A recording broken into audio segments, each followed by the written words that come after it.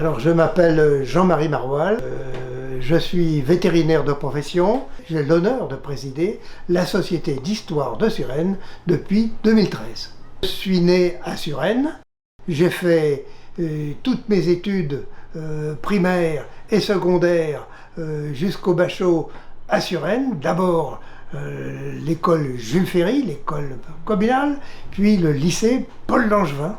Et après mon bac, évidemment, j'ai dû aller dans des classes spéciales pour préparer un concours pour devenir vétérinaire. La Société d'Histoire de Suresnes a été créée en 1926 par des amateurs d'histoire, des amateurs d'archives, et nous poursuivons le travail de recherche sur toute l'histoire de notre ville. Alors, ce sont des recherches, évidemment, qui durent depuis un certain nombre d'années et qui sont extrêmement vastes.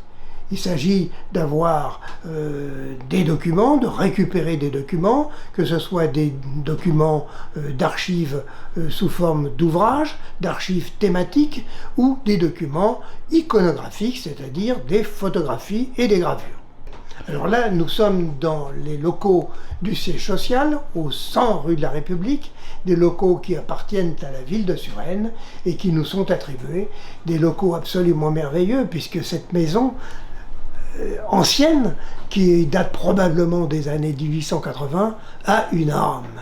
Alors, la pièce principale sert d'une part à abriter notre bibliothèque de plus de 1500 ouvrages sur l'histoire de notre ville, et puis évidemment tout le matériel informatique qui est très important, puisque nous avons deux plateaux informatiques, un numériseur extrêmement performant qui est capable de numériser des plaques de verre et des diapositives, et bien entendu tout autre document. Dans nos archives, nous avons pris le parti de mettre en libre service, d'une part, les titres de la bibliothèque. Évidemment, on ne peut pas mettre en libre service numérisé le contenu des ouvrages, mais nous mettons en libre service les titres et un résumé que contient de chaque ouvrage. Et puis nous avons évidemment aussi en libre service, en open data, enfin open data pas tout à fait, vous pouvez retrouver dans notre fichier toutes nos archives thématiques qui sont dans des dossiers.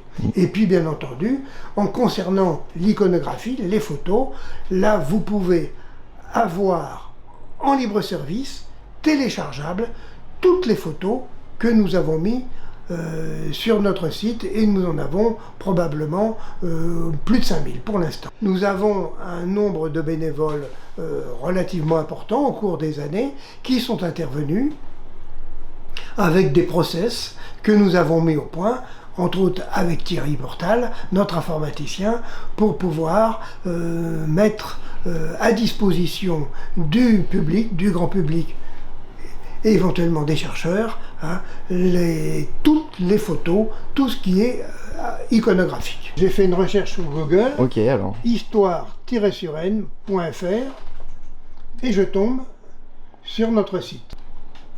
Nous avons un accueil, une présentation, actualité, publication, histoire de Suresnes, contact, partenaire, mention légale et fonds documentaire. Alors ce qui est intéressant, c'est ce fonds documentaire qui comprend 3 volets: la bibliothèque, les archives et les photos anciennes de Suresnes. Ok. Et donc du coup, c'est sur cette plateforme internet que vous pouvez regarder, que tout le monde peut regarder, tout ce qui a été numérisé et toutes les archives de la Société d'Histoire. Alors, une numérisation a plusieurs intérêts. Un, savoir ce qu'on possède comme archives. Donc c'est un catalogue des archives que on possède, premièrement. Deuxièmement, ça permet, ce catalogue, d'avoir accès, quand on a numérisé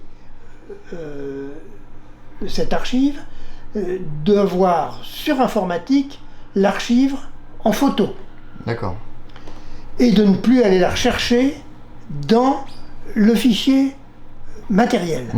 Donc ça permet la dématérialisation des objets, des textes, et la conservation dans des enceintes tout à fait performantes du matériel, que ce soit du matériel photographique comme du matériel littéraire, par exemple, des textes. Bien entendu, ça permet au grand public d'avoir accès très facilement, si l'architecture et le système qui permet d'aller faire les recherches est bien étudié, de pouvoir assez facilement, avec une certaine habitude, aller rechercher les documents qui peuvent intéresser tout public. Ça, c'est votre bouquin préféré, ça? Oui, j'ai 2 bouquins préférés. Premier ouvrage, «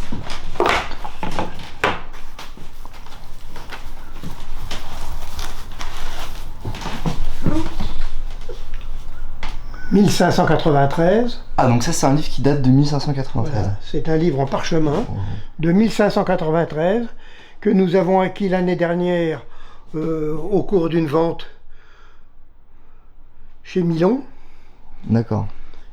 Et qui est le discours et rapport véritable de la conférence tenue entre les députés de la part du duc de Mayenne, avec les députés et messieurs les princes, prélats, seigneurs et autres catholiques du parti du roi de Navarre à Suresnes en 1593. C'est le résumé exact des conférences qui se sont tenues à Suresnes pour mettre fin aux guerres de religion. Nous sommes rentrés dans la grande histoire en 1593. Et donc du coup, il a quel âge, vous dites? Il a 500 ans, c'est ça? Voilà. C'est... Il est pas trop abîmé en fait, hein, ça va? Et c'est assez formidable. Alors, il a été très bien conservé. Il a été très bien conservé. Ah ouais. Ici, nous sommes dans une pièce où nous avons une partie de nos archives thématiques. Ok.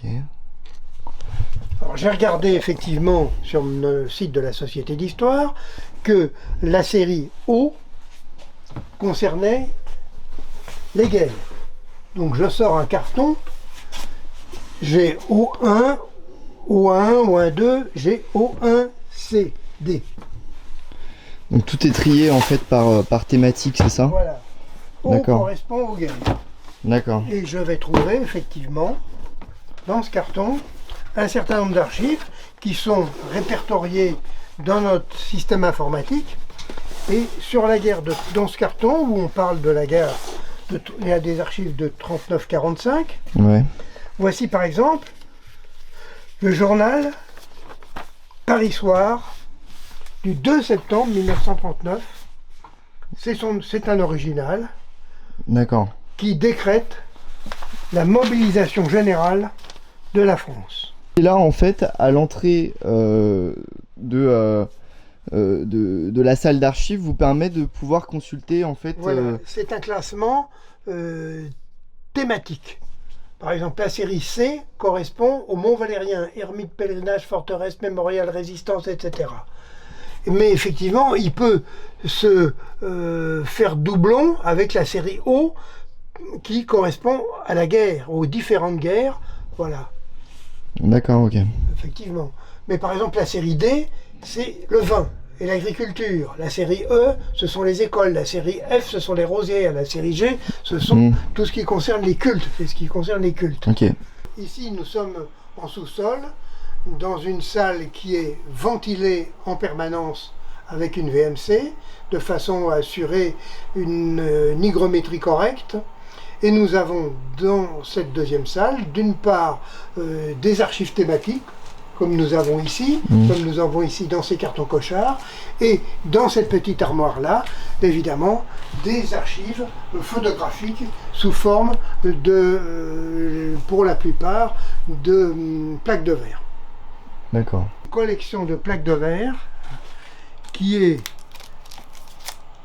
sont chacune protégées individuellement par des films au polypropylène, et chaque photo a un numéro qui est un invariant et qui l'identifie.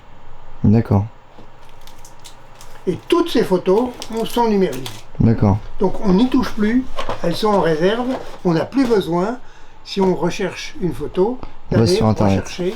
Sur Ici, Internet. c'est réservé, c'est fini, on n'y touche plus. Ok. Elles sont en bonne main. J'espère que cette visite a été Allez-y. instructive et qu'elle va vous donner envie, à vous aussi, de venir faire de l'histoire, des recherches sur notre ville, sur Suresnes, sur la manière dont on a vécu et dont on vit encore Ok. dans cette bonne ville. Alors du coup, est-ce qu'on peut adhérer à la Société d'Histoire Pour de Suresnes? adhérer, vous pouvez trouver un bulletin d'adhésion sur notre site